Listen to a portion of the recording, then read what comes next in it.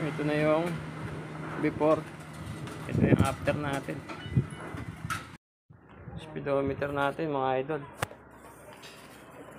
Try natin gawa ng paraan para luminaw. Uy, pati headlight naniniya na rin.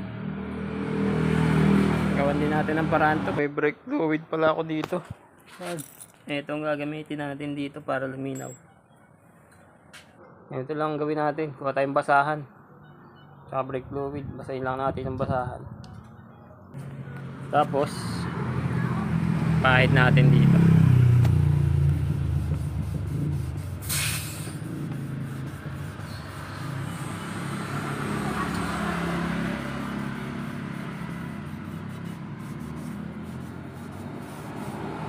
Yan.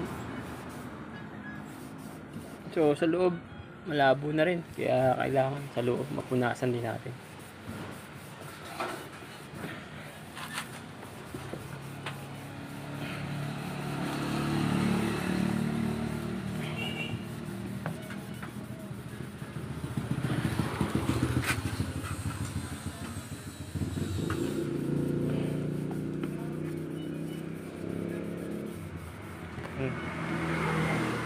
Ito na yung before, ito yung after natin. Alright, try naman natin sa sa gauge.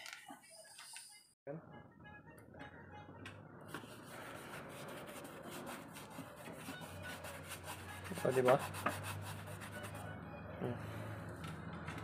Luminaw na agad.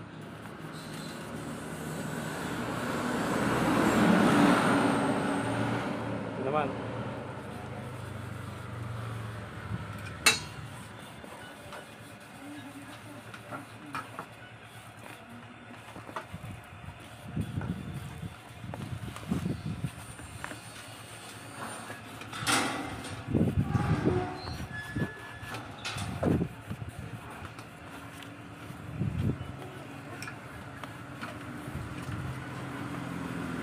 Tapos yung kabilang side na tuyo ng basahan, pahid natin dito. Tuyuin natin.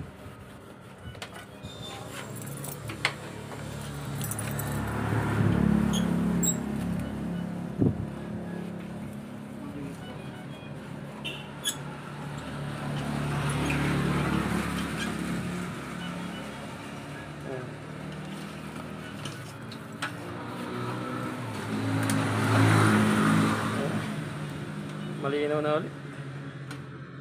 Alright.